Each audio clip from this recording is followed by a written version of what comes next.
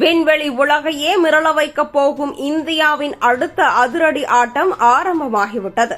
இதுவரை இஸ்ரோவின் ராக்கெட்டுகள் விண்ணில் சீறியதை பார்த்து வியந்த நமக்கு இனி இந்தியாவின் வீதிகளிலிருந்து தனியார் ராக்கெட்டுகளும் கெத்தாக பறக்கப் போகின்றன.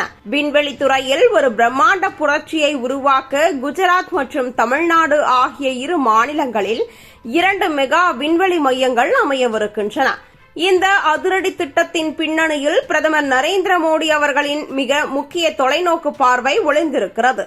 குறிப்பாக தமிழ்நாடு மற்றும் தமிழ் மொழியின் மீது எப்போதும் தனிப்பற்று கொண்டுள்ள பிரதமர் மோடி தமிழர்களின் அறிவாற்றலையும் உழைப்பையும் உலக அரங்கில் உயர்த்தும் விதமாகவே இந்த மெகா விண்வெளி மையத்தை தமிழ்நாட்டிற்கு வழங்கியுள்ளார். ஸ்பேஸ் எக்ஸ் நிறுவனத்திற்கே சவால் விடும் வகையில் இந்திய இளைஞர்களின் ஸ்டார்ட் அப் நிறுவனங்களை விண்வெளிக்குள் குதிக்க வைப்பதற்கான பக்கா மாஸ் பிளான் இது.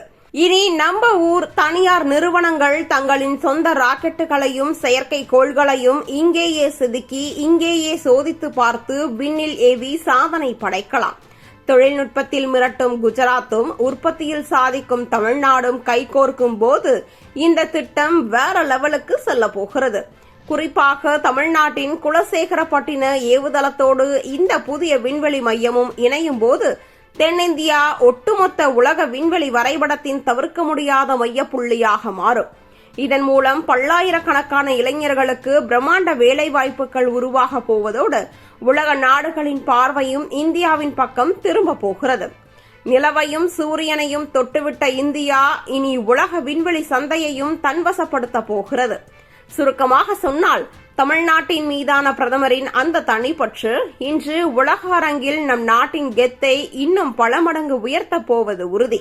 பாரத பிரதமர் நரேந்திர மோடி அவர்கள் சர்வதேச அரங்கில் இந்தியாவின் பெருமையை உயர்த்தும் ஒவ்வொரு தருணத்திலும் தமிழ்நாட்டின் பாரம்பரியத்தையும் கலாச்சாரத்தையும் முன்னிறுத்த தவறியதே இல்லை. ஐக்கிய நாடுகள் சபையில் புறநானூற்று பாடலை முழங்கியது முதல் காசி தமிழ் சங்கமம், சௌராஷ்டிர தமிழ் சங்கமம் போன்ற வரலாற்று பாலங்களை அமைத்தது வரை தமிழின் மீதான அவரது பற்று உலகறிந்தது.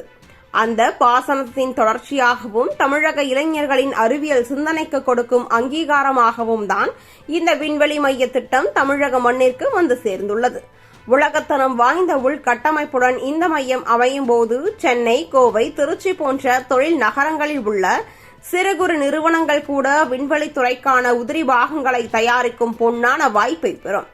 இது தமிழகத்தின் ஒட்டுமொத்த பொருளாதார சூழலையும் அடுத்த கட்டத்திற்கு நகர்த்தி செல்லும் ஒரு பொருளாதார புரட்சியாகும்.